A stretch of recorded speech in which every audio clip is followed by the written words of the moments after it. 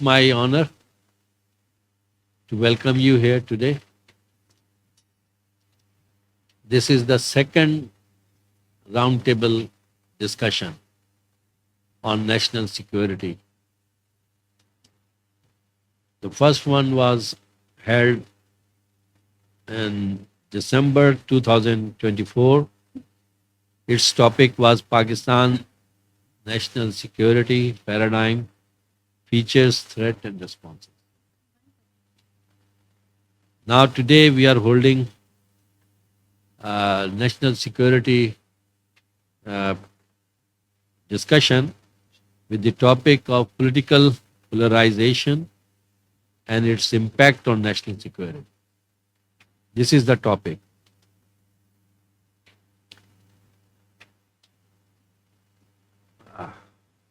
Ladies and gentlemen, we must admit political division is a part of democracy. Political differences are the part of democracy. But political polarization in its extreme form is of no benefit. Rather, it poses challenges for governance, not just for governance, but it becomes threat to national security.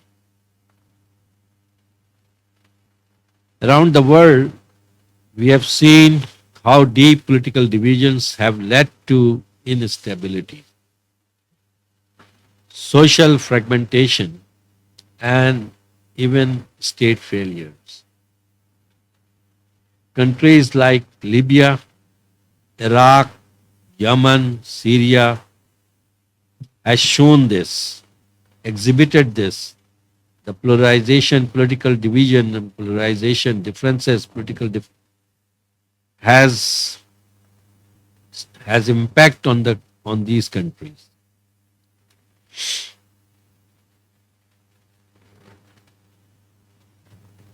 We must understand the severe political polarization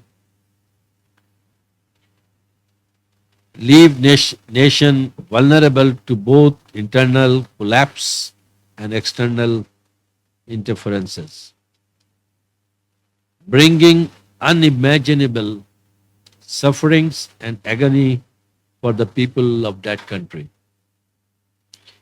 We must also remember, as political tensions escalate, governance weakens, justice system deteriorates, various forms of violence emerge, public trust in the institution declines, and the state's ability to maintain security and stability vanishes. However, challenges also bring opportunities. By addressing polarization, fostering public harmony, and strengthening national unity, we can fortify Pakistan's security framework. Today's discussion will explore strategies to bridge political divides, enhance governance, and align our national security policy with the broader interest of peace and progress and development. I encourage our esteemed speakers to share their insight and provide practical recommendation on how we can mitigate political polarization and its damaging effect on national security. This roundtable is not just a discussion. This roundtable is to develop strategies that can contribute to a more stable and resilient Pakistan. With that, I once again extend my gratitude to all of you for being part of this important conversation. I look forward to a thought-provoking and constructive dialogue. Thank you very much. Interestingly آپ نے جو بات کی مجھے ایک بات یاد آ گئی.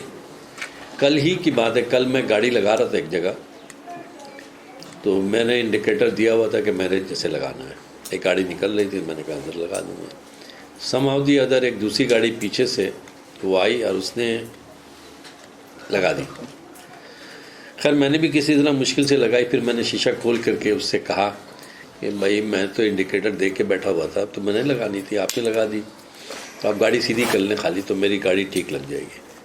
اس نے شیشہ کھولا and he said what he said, can you imagine what you said, can you think about it. اس نے مجھ سے کہا میں تو پختون ہوں, تو پختونوں کی جگہ پاکستان میں اب نہیں ہے. میں تو لرز کے رہ گیا, آئی واز شاکڈ. میں نے کہا اس کو ہوا کیا ہے, اب تو پاکستان پنجابیوں کا ہے. تو اب knowing understanding me as if I am from Punjab. میں نے کہا نہیں بھائی, میں تو صرف آپ کو یہ کہہ رہا تھا کہ میں گاڑی لگا رہا تھا, انڈیکیٹر دی ہوئی تھی. خیر اب اس نے گاڑی ریورس کر دی, تو اور مجھے لگا کہ اب یہ جا رہا ہے, اتنا ناراض ہو گیا. تو میں نے کوشش کی پھر اس سے کہوں کہ بھائی آپ جائیں نہیں, آپ کو میں یہ نہیں کہہ رہا. بہرحال انٹرسٹنگلی اس نے گاڑی ریورس کی, پھر سیدھی کر دی. تو میں نے کہا چلو خیر ہو گیا. لیکن بات یہ ہے کہ نا یہ ڈویژن جو ہے نا, مینٹل ڈویژن بہت نیچے تک چلا گیا. یہ جو بات میں کر رہا ہوں میں کسی ایتھنک سے انفلوئنس ہو کے نہیں کر رہا, میں صرف یہ کہہ رہا ہوں کہ the things have gone very bad. دیکھیں ابھی ایک سوال صاحب نے کرنا ہے, زدی صاحب نے.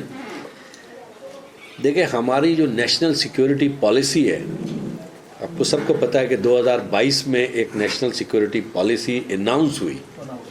معید یوسف کے he was the lead person, اور ایک بہت اچھی پالیسی اناؤنس ہوئی.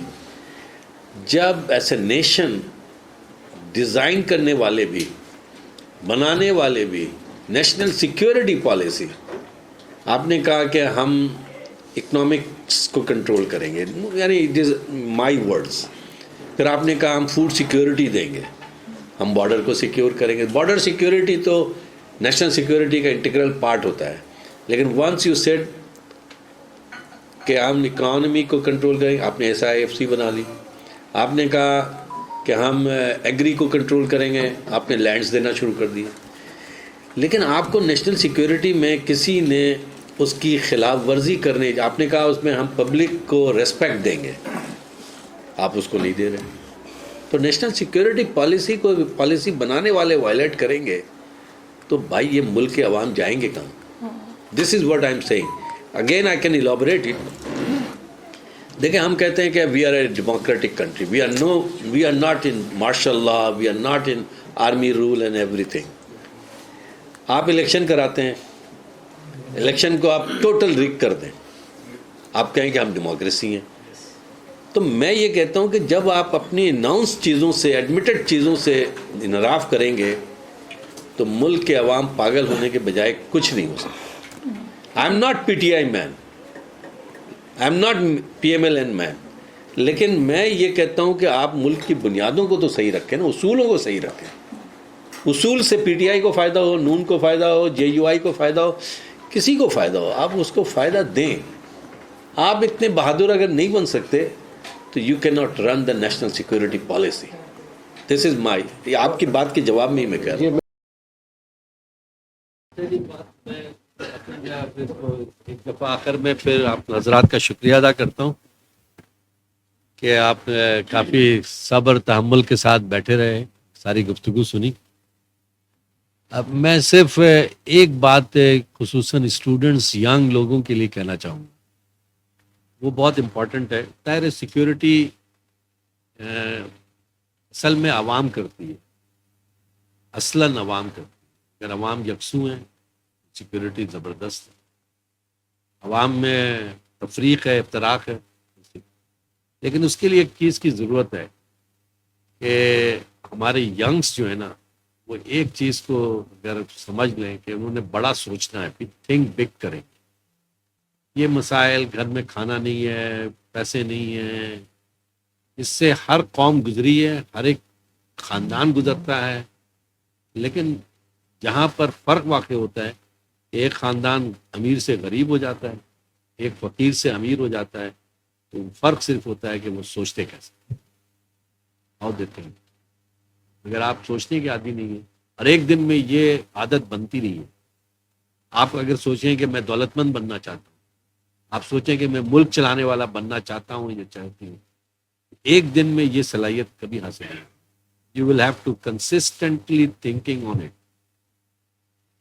ڈریمنگ کی عادت ڈالیں، تھنک بگ کی عادت ڈالیں، ملک کے لیے کچھ کرنے کی عادت ڈالیں. دیکھیں ایڈورسٹیز ہر جگہ ہے. امریکہ میں نہیں ہے، چائنا میں نہیں ہے، انڈیا میں نہیں ہے، رشیا میں نہیں ہے.